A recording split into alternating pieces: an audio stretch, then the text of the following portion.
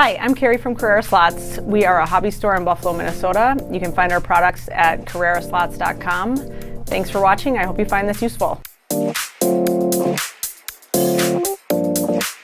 Okay, in this video what we're going to do is show you how to do a factory reset on your control unit. So if your track is acting funny, things aren't coding properly, can't get your speed, brake, fuel, pace car or ghost car to work, what you can do is reset your track. It's kind of like doing a Control-Alt-Delete on your computer. That's the same type of concept. So this is really easy. All you do is turn your track off.